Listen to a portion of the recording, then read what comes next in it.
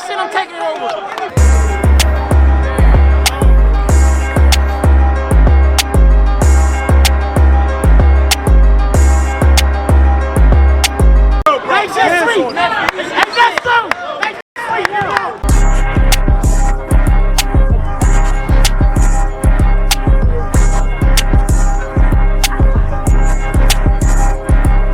This is Nesco.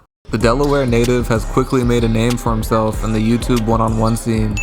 He first rose to prominence in the Junes League, which was the first Pro-Am in his home state. He had success in the Ball is Life Search for a Star series and has already challenged some of the best players on the platform. His recent dominance, along with your numerous requests, have prompted me to scout the strengths and weaknesses in his one-on-one game, with the hope of helping out his next opponent. If he pays attention, he could avoid ending up like this guy.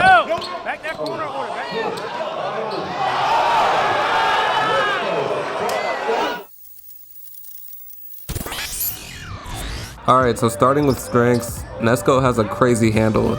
I'd say it's a toss-up between him, J-Lu, and Scar for the best handle on the platform. Usually I like to call out a signature move on these videos, but man, with Nesco it's tough.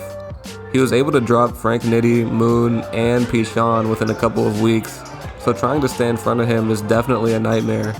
He has a quick crossover going both right to left and left to right. Off the cross, he's able to pull up or step back, as he does here against Pichon.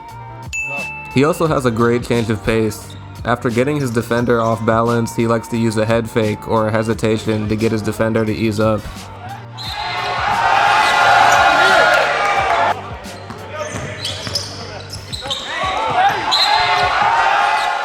So while his handle is obviously impressive, I think his biggest strength is actually his first step.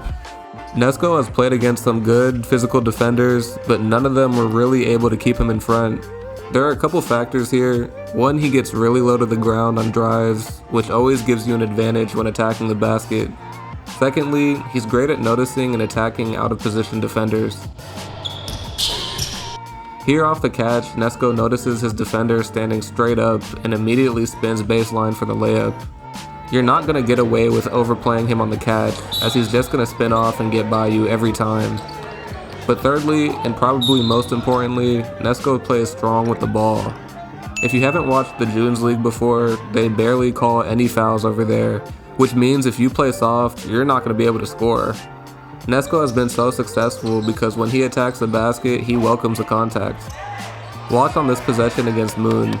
First off, I have no idea what Moon's strategy was here, but after he gets by him, instead of shying away from the contact, he initiates it. He has the strength to absorb bumps in the paint and still gets shots off, even when defenders are draped all over him. His ability to play through contact is what differentiates him from a player like J-Lu. And what? The final strength I want to call out is his shooting. In the Junes League, I think it's especially important to have a jumper because it's going to take way too much energy to try to drive to the basket every time. Nesco has good range from 3, so sagging off and daring him to shoot is not a good option. But what I'm most impressed with in regards to his shooting is his mid-range game. He has the ability to hit 1 and 2 dribble pull-ups, particularly going left.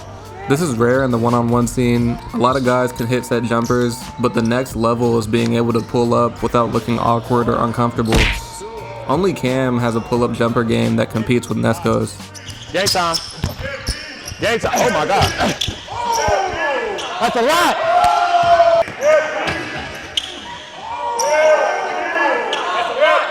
Moving on to weaknesses, we need to talk about this Junes League thing. And look, I get it, it's the trenches, this is street ball, they're not gonna call every foul here, blah blah blah. But first of all, why is it so hard for the crowd to back up and get the fuck off the court? They had to stop the game against Kel multiple times to beg them to back up. Who's running this shit? Is it that hard to create a barrier around the court? But secondly, I do think Nesco gets a pretty favorable whistle on the channel. And I'm not saying that they're fixing the games or that he didn't earn his wins, because I think he did. But there have been a lot of questionable non-calls during his games, and home court advantage is a very real thing. In the Junes League, he can get away with using his arms to hold his opponent while driving, and to be fair to him, they're doing the same thing on the other end. But on other platforms, he has really struggled to defend the drive without fouling. I don't think he moves his feet particularly well on D, so he might have a hard time preventing Rob, Nas, or Friga from getting to the basket in a non-Junes League setting. And finally, if I was playing him, I'd definitely make it a point to attack the basket. You can't just bail him out by taking a bunch of contested jumpers.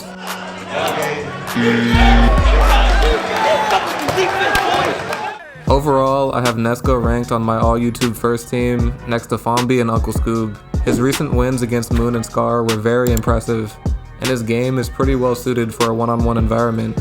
It's pretty amazing how quickly he's been able to take over the scene, and if he plays any of the guys in Tier 1, I'll probably be rooting for him. Still, let me know what you guys think about his game, and comment below who I should scout next.